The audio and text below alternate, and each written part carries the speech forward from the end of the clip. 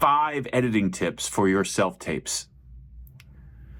Okay, I can't teach you to act in a short YouTube video, but I can help you submit the best possible self-tape with these 5 editing tips. Hey everyone, I'm Matthew Cornwell with Get Taped here in Atlanta, Georgia, one of Atlanta's original audition taping services.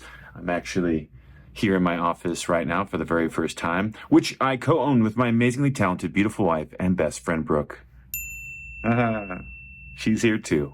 And now on to our topic. 5 editing tips for your self-tapes. Okay, before we get into it, I want to give you a bonus tip for free, and that is simply to read the instructions. Once you get an audition request, whether it's through your agent or something that you self-submitted for, it's tedious and it might take a while, but it'll save you a lot of time and headaches later if you end up doing something wrong. As a taping service, we see all of those taping instructions from different casting offices, but you, taping in the privacy of your home, only seeing your own auditions, you're not going to be as familiar, likely, with all of the different myriad taping instructions. So you need to double check and triple check what it says to avoid headaches and doing it wrong. Now on to the 5 tips. Keep in mind, all of these are for after you've already recorded your audition. So you could take your last audition, for example, and practice these 5 tips right meow. Okay, let's just start with lighting. Hopefully for your self-tape setup, you've figured out good lighting by now. And if you haven't, we have a self-guided course that you can download, link in the show notes below, called Get Set Up. But let's say that you've recorded it or your friend recorded it on their device and they've sent you the file or files and you're looking at your audition and it looks a little dark or it looks a little blown out. Then use your phone's built-in editing capabilities or a laptop, if you've got software like iMovie, to fiddle with the following settings: exposure, brightness and contrast, black point, maybe, if you want to get a little bit more specific. Ooh, and saturation.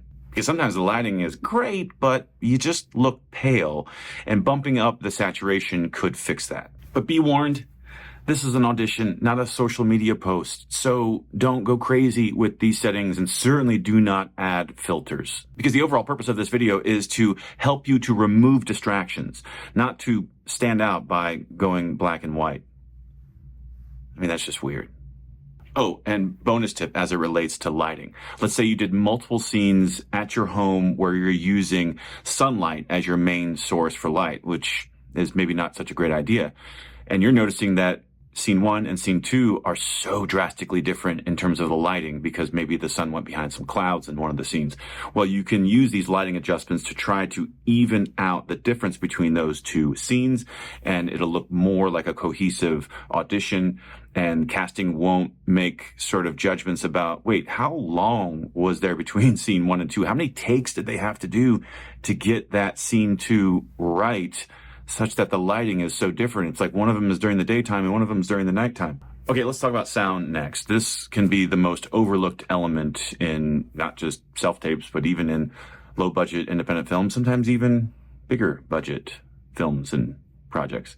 I'm particularly sensitive because I did my graduate studies as a mechanical engineer in the field of acoustics, so it's near and dear to my heart. Now, I can't do a full tutorial of all the audio stuff we do here at Get Taped, not because of proprietary reasons so much as it's just too much for a YouTube video. Sorry. But let's talk about audio problems that happen pretty often that you can address in certain circumstances. Namely, let's say a dog is barking in the middle of your audition, or there's a honk outside, or a siren that goes by. Now, if these sounds are happening during your dialogue or during your reader's dialogue, well, you're probably going to have to do another take or just live with it. But if the noise is between lines of dialogue during that silence, especially if that silence is supposed to be impactful, there's a rising tension in the scene, and all of a sudden there's a chirping smoke detector, please just fix that by replacing the battery.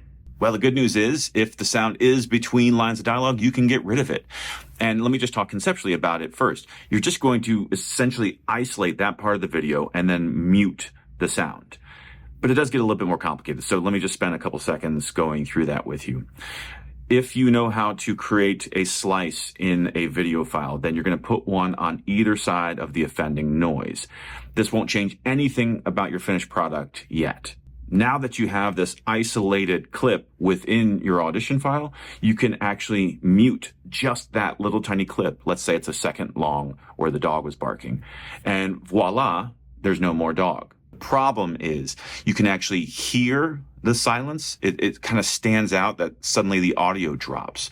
So you can get a little fancier if you feel like that's distracting by finding another part of your audition where there was silence but no offending noises. And if you know how to remove the audio from that, then you can actually detach the audio from the video and then copy that part of the audio and then paste that where the dog barking noise was. The bottom line is you can fix that dog barking by replacing that noise with just the background noise of your room. Now, using these same concepts, let's say you accidentally mispronounced an important word in one of your takes, the take that you want to submit. It's your favorite take except for where you mispronounced that. Or maybe you even forgot to pluralize the word and it's just driving you nuts because you don't want to have to use another take. You don't want to have to do it again. Well, if you said it correctly in a different take, you can do the same thing that I talked about with the dog barking. You can take the audio where it's perfect and you can detach that audio from the video, isolate just that one little word or phrase, whatever it is, copy it, and then paste it into the take that you love. And you did a little bit of movie magic, and suddenly you're pronouncing the word right. Now, this won't work if you egregiously mispronounced it and your lips just don't seem to form the right syllables.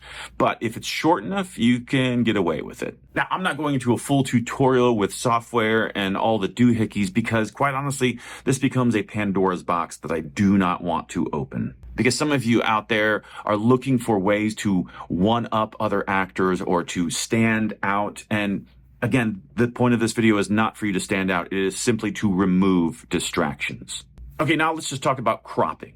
If you are recording your video like I am, which is using the selfie camera, then I can reasonably center myself in the frame and I won't have to do any fixing of my frame after the fact. But if a friend is recording you from a distance, not using the selfie camera, so you can't see a preview of what you look like, and let's just say that they lined you up perfect at the beginning, but as soon as they actually hit record, you then rested into the shot and suddenly you've got way too much headroom and maybe you're off center. You can fix that after the fact in your editing software or on your phone. Just like you crop a photo on your phone, you can crop video.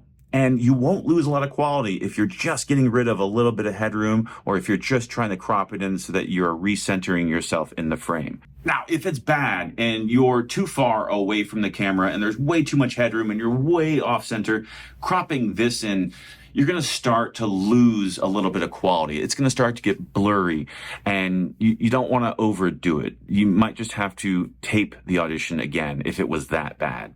Okay, the fourth tip that I want to talk about is the first frame of your audition. And I'm going to start by calling out a dear friend of mine, Vince Pisani. Back in 2010, I'd just come back from my honeymoon with Brooke, and it was my very first big audition. And I was taping it at my agency because back in 2010, a lot of the agencies were still recording self-tapes in the actual agency.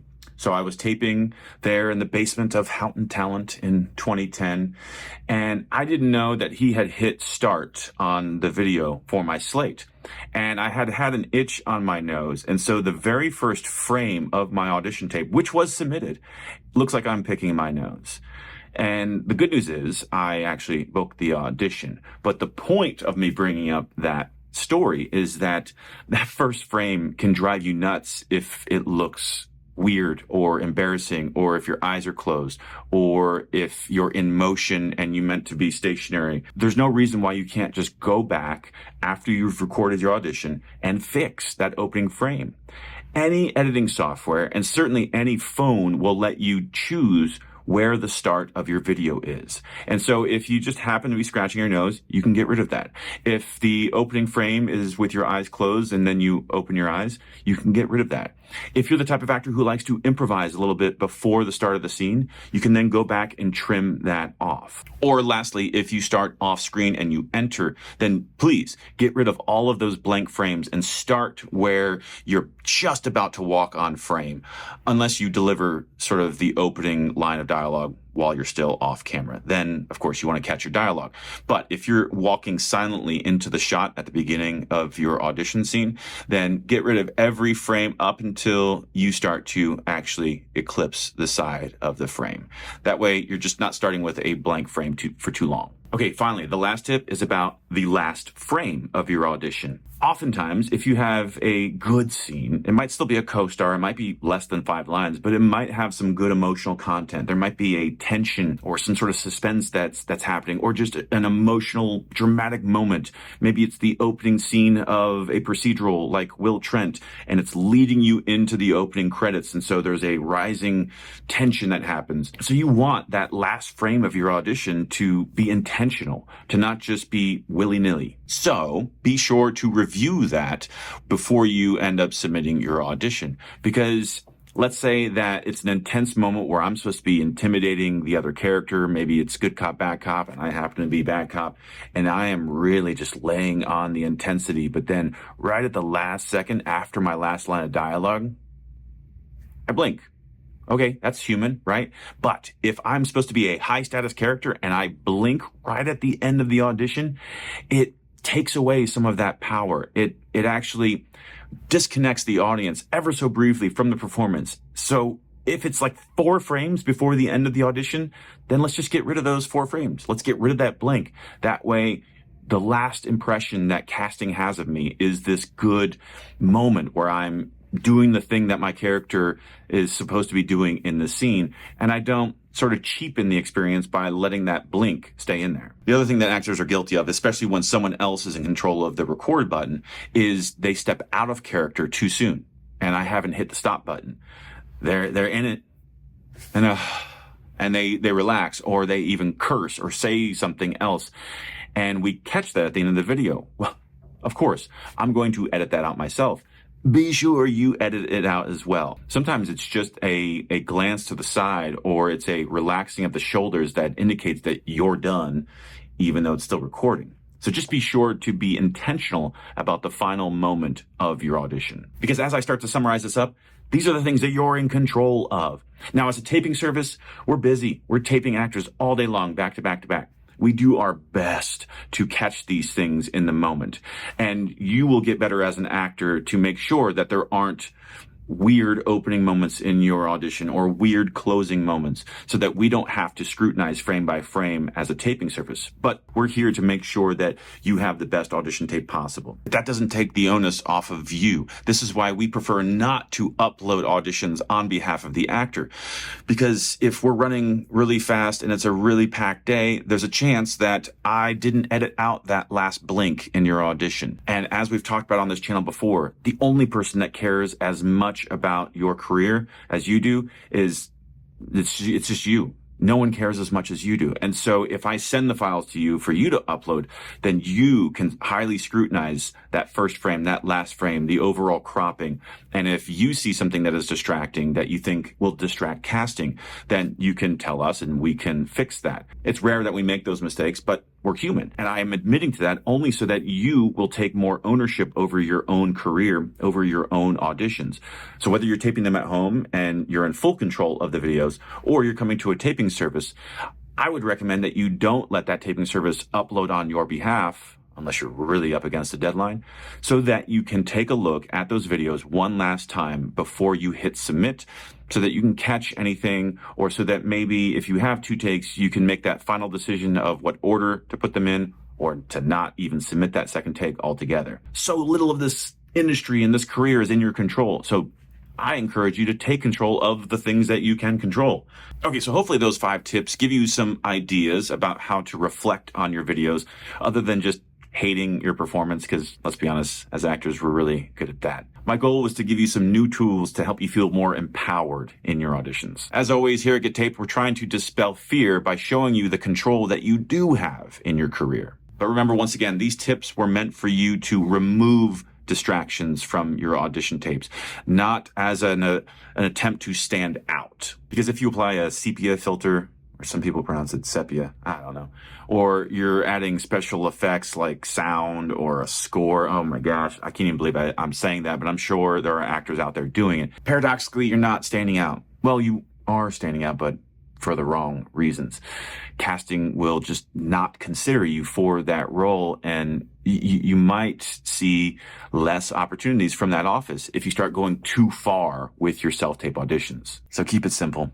Okay, what questions do you have? I know I didn't do full tutorials on these technical things. There are tons of tutorials out there on the web, here on YouTube. So I encourage you to do some searching on your own if you felt like you wanted to learn more about how to actually do it for your phone or your operating system or your editing application. But that said, if I can help in any way, drop a question or a comment below.